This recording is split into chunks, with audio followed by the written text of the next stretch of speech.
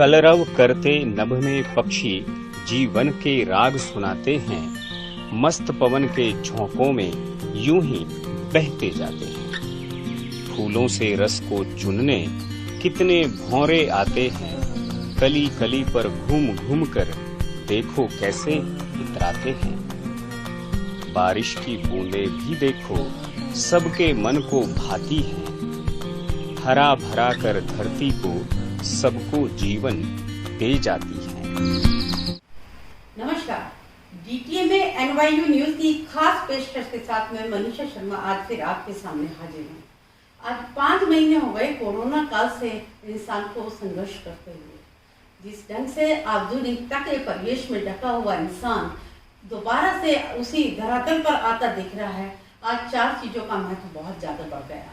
चर्चा करूंगी आज योग के विषय में, पर्यावरण के विषय में, स्वच्छता के विषय में और साथ ही जानेंगे मेडिकल साइंस के महत्व को। जैसा कि हम सभी जानते हैं कि पिछले 4.5 महीने से कोरोना काल चल रहा है और कोरोना एक ऐसी बीमारी 100 साल के बाद किसी महामारी को पूरा विश्व फेस कर रहा है और जो आधुनिकता के परिवेश में उड़ता हुआ इंसान बिल्कुल धरातल पे आ गया है।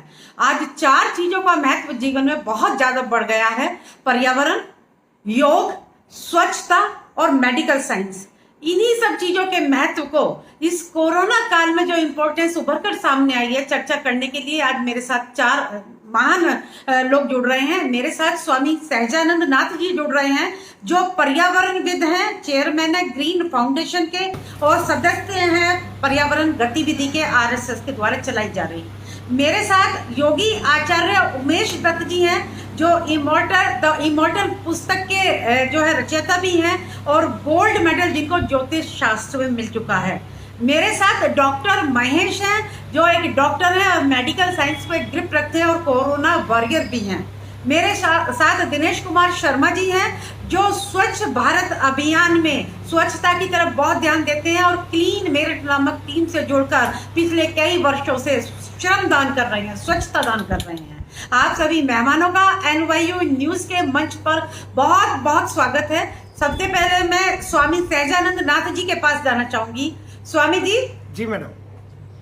जी स्वामी जी, पौधे बेहतर हो गए, पानी स्वच्छ हो गया, हवा स्वच्छ हो गई और बिल्कुल जो कोरोना के टाइम में मनुष्य का जो दखल था प्रकृति पर वो खत्म हो गया। प्रकृति निखर कर सामने अपने नैसर्गिक रूप में आ चुकी है और पानी की क्वालिटी, प्रवाह, सब कुछ, समुद्र के हालात, समुद्री जीवों के, हमने वो जीव जंतु देख लिए सड़कों पर, घरों के आसपास। हाथी है, हिरन है, अजगर है, समय समय पे वीडियो आई हैं जो कभी पहले सोच भी नहीं सकते थे। आप एक पर्यावरणविद हैं, जुड़े हुए हैं ग्रीन फाउंडेशन से भी और जो है सदस्य हैं पर्यावरण गतिविधि के। बहुत सारी मैंने आपकी वीडियो देखी हैं। आपने पॉलिथीन पे भी बैन लगवाने के लिए थैले हिसार से लेके अपने प्लेस से लेके बद्रीनाथ तक बांटे हैं। तो कुछ पर्यावरण के महत्व को बताएंगे कोरोना काल में, क्या सोचते हैं? जी स्वामी जी। जी देखिए, प्रकृति अपना स्वयं इलाज कर लेती है। उसने मनुष्य को एक समय दिया। आपने एक शब्द सुना होगा, भगवान।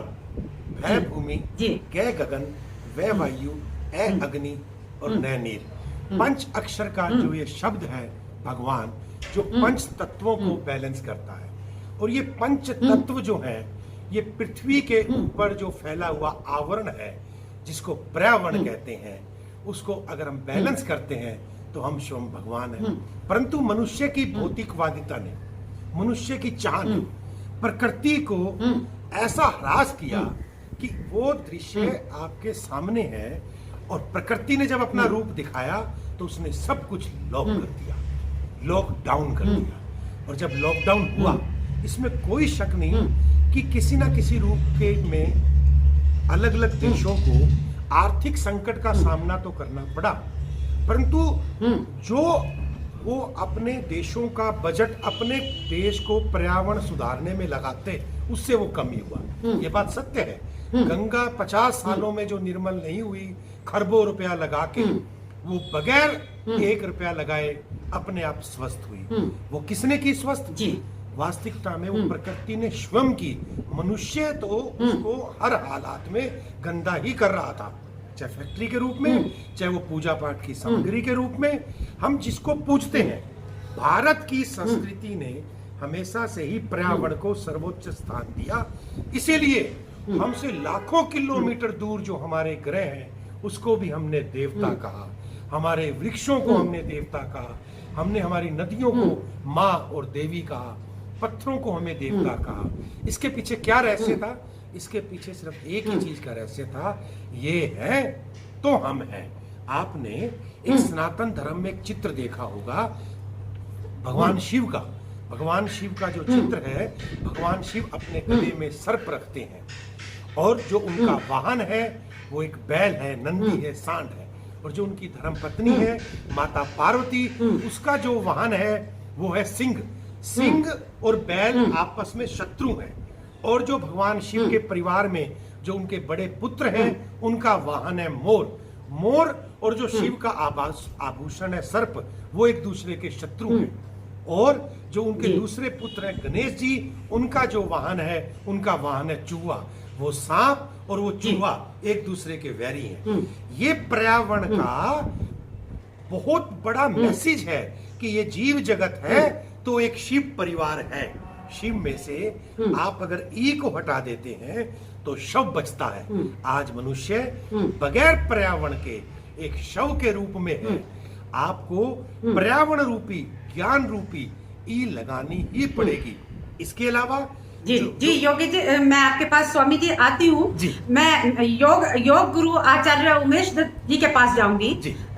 योगी जी, जो योगा है वो ऑफर देता है package for happy and productive life. आप क्या सोचते हैं? कुछ रोशनी डालिए, योगा का क्या महत्व है जीवन में? जी योगी आचार्य उमेश दत्त जी। देखिए मनीषा जी, मैं इससे पहले कि अपनी बात शुरू करूं, क्योंकि ये कोरोना काल है और लोग बहुत निराश हो चुके हैं जी। तो श्री रामधारी सिंह दिनकर की कविता की चंद पंक्तियों से मैं अपनी बात शुरू करता हूं जी। वर्षों तक वन में घूम घूम, बाधा विघ्नों को चूम चूम, सह धूम घाम पानी पत्थर, पांडव आए कुछ और निखर, सौभाग्य ने सब दिन सोता है, देखें आगे क्या होता है जी।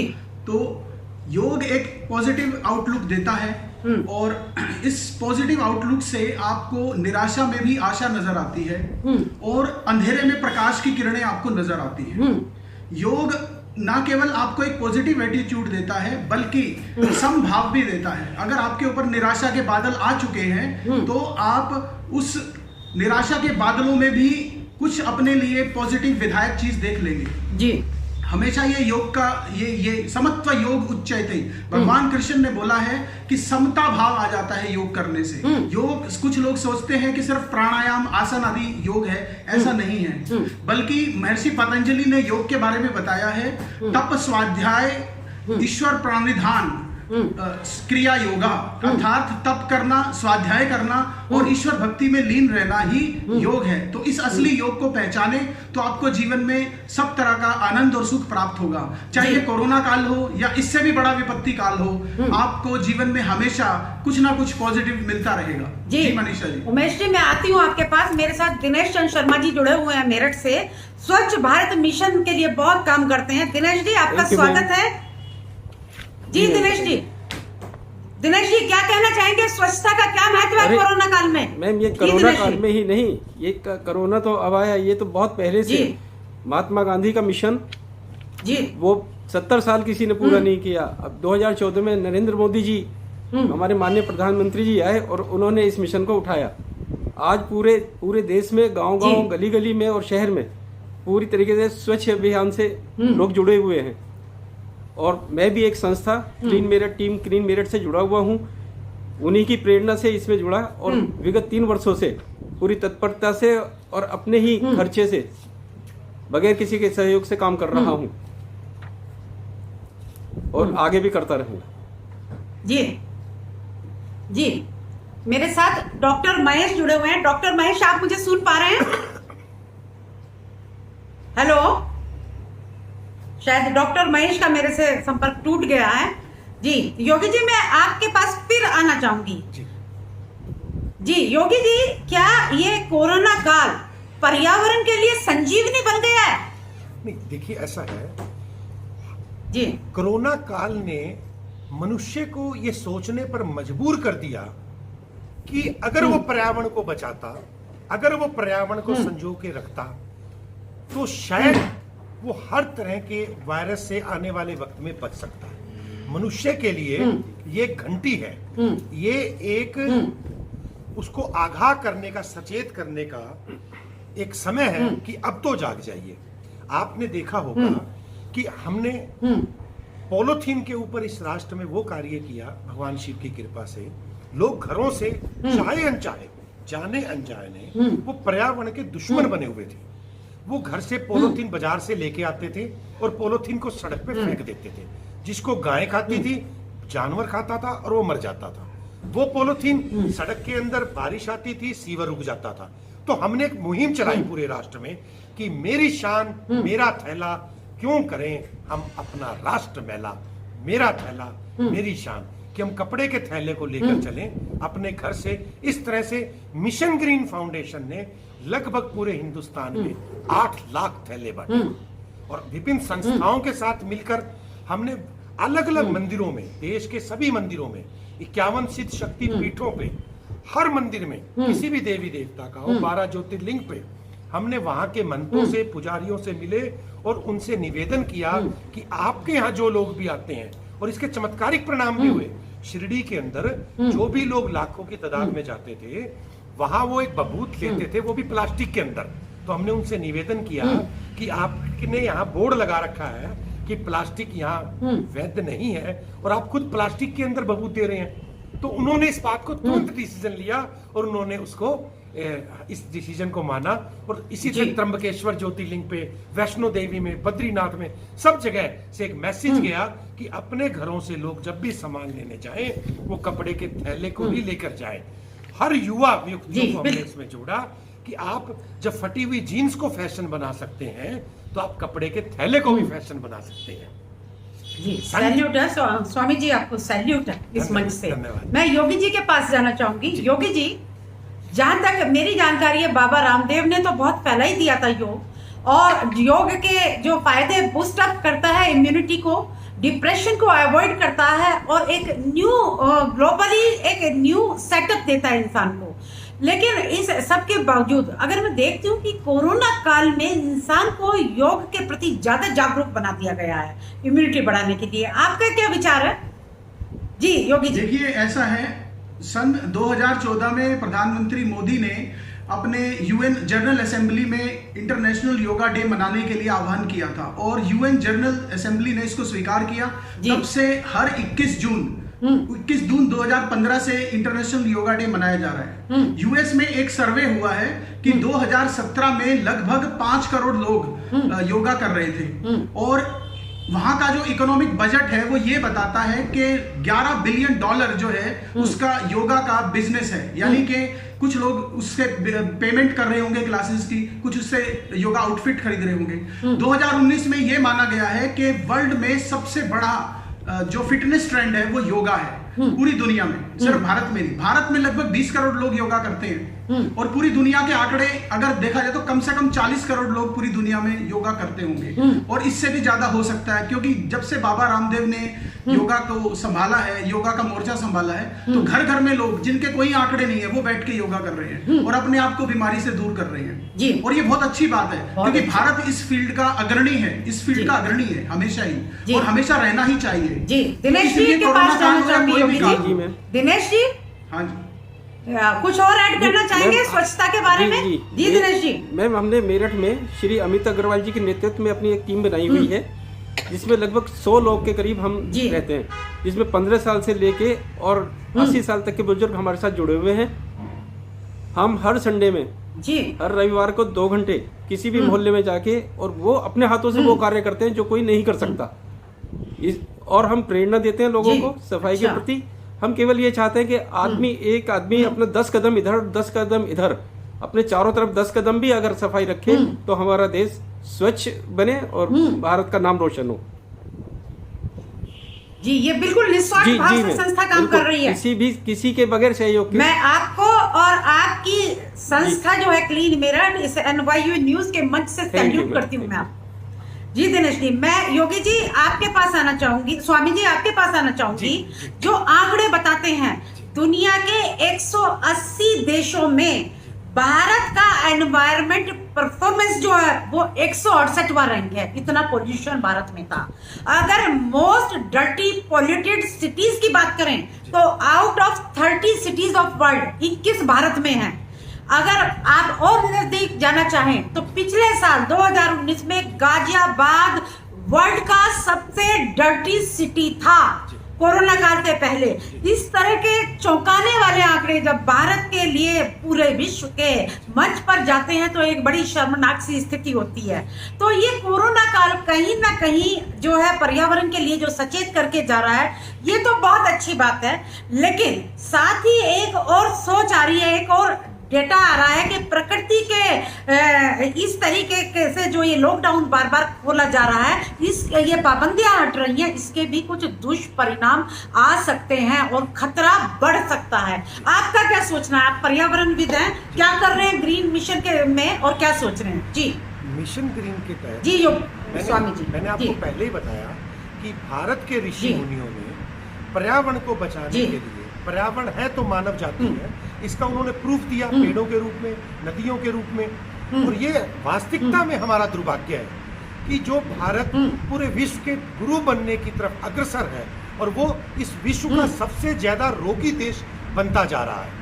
कहीं ना कहीं जो हमारी शिक्षा पद्धति है, जिसमें हमने शिक्षा के अंदर ये चीज दी कि किसी भी तरह मनुष्य सिर्फ पैसा कमाए, संघ के साथ मिलकर एक जो पर्यावरण गतिविधि शुरू हुई कि मानसिक पटल क्या हम मनुष्य का बदल सकते हैं, मानसिक स्थिति क्या सस्टेनेबल डेवलपमेंट की तरफ अग्रसर हो सकती है।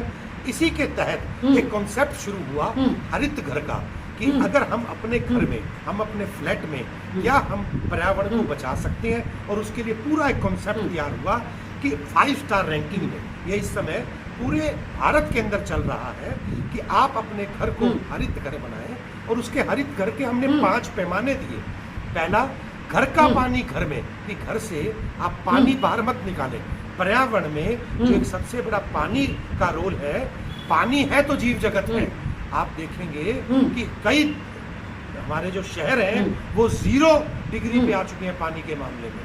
और आने वाले वक्त में वो पानी की जो समस्या आ रही है, उसके तहत संघ ने हर एक घर को अपना घर का पानी घर में, और पानी वेस्ट ना जाए इसके लिए उन्होंने बताया कि एसी के पानी को रीयूज करें, आरओ के पानी को रीयूज करें।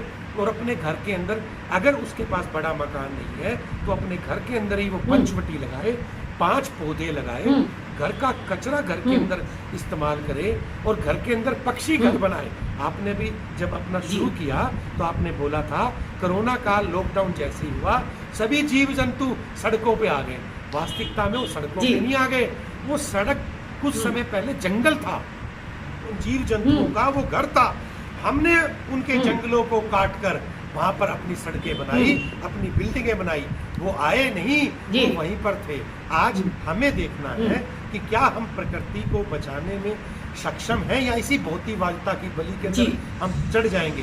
क्योंकि जिस स्पीड से हम चल रहे हैं, वातावरण जो इतना गर्म बन रहा है, क्लाइमेट चेंज का जो खतरा बन रहा है, आप देखिए कितनी बाढ़ें आ रही हैं। इतना अरबों खरबों रुपया सिर्फ उनको ठीक करने में ही लग जाता है। तो क्यों नहीं हम पर्यावरण को बचा लेते? मैं बार बार आपके चैनल के माध्यम से पूरे विश्व को ये आह्वान करना चाहता हूँ, बार बार इस बात को बताना चाहता हूँ, पर्यावरण है तो हम हैं। हमें पर्यावरण की शिक्षा गर्भ में बच्चे को देनी पड़ेगी। जैसे भगवान श्री कृष्ण ने गीता के अंदर अर्जुन को कहा था कि अर्जुन गर्भ में बच्चे पर असर होता है। और जिसको रामायण में भगवान श्री राम ने सीता को त्याग करके जो एक मैसेज दिया था गर्भ के अंदर लव कुश के रूप में, जब आप उसको समझेंगे तो बहुत बड़ी बात आपको नजर आएगी। ब्रह्मचारी अवस्था में पर्यावरण का क्या महत्व है, गृहस्थ अवस्था में पर्यावरण का क्या महत्व है, वानप्रस्थ अवस्था में पर्यावरण का क्या महत्व है। और ठीक है स्वामी जी, मैं आती हूँ आपके पास। जो आप मुझे बतला रहे हैं, तो अगर ये सब पर्यावरण के महत्व को हम समझ लें तो आज Bharat 5th most polluted country in the world है, 5वें नंबर पे है। तो जरूर आपके इन प्रयासों से, इस शिक्षा से जरूर भारत का पर्यावरण के विषय में विश्व के पटल पर ग्राफ जरूर अच्छा होगा। मैं योगी जी आपके पास आना चाहूंगी उमेश दत्त जी, जिस तरीके से आप योग की शिक्षा के बारे में बता रहे हैं कि बहुत सारे रोग ठीक हो जाते हैं, इम्यूनिटी बूस्ट अप होती है और डिप्रेशन वगैरह जैसी बीमारियां जाती हैं, तो क्या योग के रहते हम मेडिकल साइंस के महत्व को तो नहीं नकार सकते? जैसे अभी कोरोना काल में वेंटिलेटर पे लोग गए, ऑक्सीजन लगी और ऐसे बहुत सारी बीमारियां जो योग से ठीक नहीं हो सकती। आप एक योगी हैं, क्योंकि मेरे साथ डॉक्टर साहब का संपर्क टूट गया है, तो मेडिकल साइंस के महत्व को तो नहीं नकारा जा सकता। वो एक चौथे पिलर के तौर पर जैसे पर्यावरण है, जैसे योग है, जैसे मेरे भाई दिनेश जी ने बताया स्वच्छता है, उसी ढंग से मेडिकल साइंस क्या इस कड़ी में चौथा पिलर बनता हुआ दिख रहा है? जी योगी जी। जी योगी जी, ऐसा है, देखिए ऐसा है, जो भी चीज है भगवान कृष्ण ने बोला है योग ही सब कुछ है। यहाँ तक कि मेडिकल साइंस भी योग का ही हिस्सा है। जब हम बोलते हैं तब स्वाध्याय का मतलब क्या है? हमें अपने आसपास की चीजों की जानकारी होना और उन जानकारी को लेके आगे बढ़ के अपना ज्ञान बढ़ाना और मन में उसका अध्ययन करना। तो मेडिकल साइंस भी रोगों को समझ के उसका अध्ययन करना भी स्वाध्याय के अंतर्गत आता है। और दूसरी बात, जो शौच के लिए स्वामी जी बोल रहे हैं, शौच जो है योग का पहला नियम माना जाता है। जैसे यम और नियम होते हैं, तो शौच को पहला नियम माना गया है। तो जो भी चीज है, आप कुछ भी चीज लगा लीजिए, दुनिया में कोई भी चीज ऐसी नहीं है जो योग से बाहर हो। इसलिए गीता को सबसे बड़ा योग का ग्रंथ माना गया है, और योग का ग्रंथ ही नहीं बल्कि हर समस्या का समाधान माना गया है। चाहे मेडिकल साइंस हो, अगर मेडिकल डॉक्टर मान लीजिए खुद डिप्रेशन में है, तो वो कैसे किसी पेशेंट का इलाज करेगा, ये बताइए मुझे। जी मैं दिनेश जी के पास जाना चाहूंगी।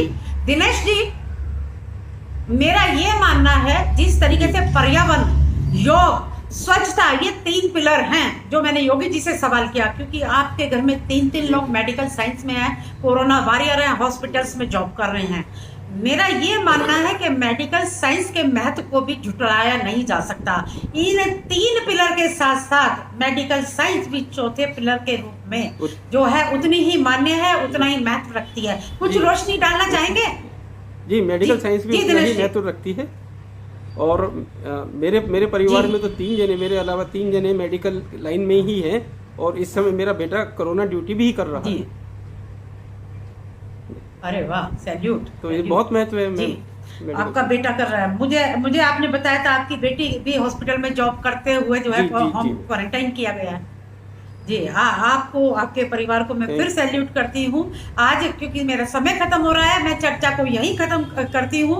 और मेरा भी ये मानना है कि इस कोरोना काल में 4 चीजों का महत्व, जिसमें योग है, जिसमें पर्यावरण है, जिसमें स्वच्छता है और मेडिकल साइंस है, ये 4 चीजें समाज में एक स्वस्थ जीवन के लिए, एक अच्छे वातावरण के लिए, एक अच्छे मनोबल के लिए और एक अच्छी हाइजीन वाली लाइफ के लिए एक पिलर के रूप में सामने आए हैं। चारों का अपना अपना महत्व है। सभी से रिक्वेस्ट है कि अपने पर्यावरण को सेफ रखें, योग करें, स्वच्छ रखें और कोशिश करें कि हॉस्पिटल जाने की जरूरत ना पड़े। Thank you very much. मेरे चैनल को आप लाइक करें, कमेंट करें, पसंद करें। आपके हौसला अफजाई करने से मैं और अच्छे प्रोग्राम दूंगी। Thank you everyone. आपसे फिर मिलती रहूंगी अच्छी अच्छी चर्चाओं पर। जय हिंद, जय भारत। धन्यवाद। ओम नमः।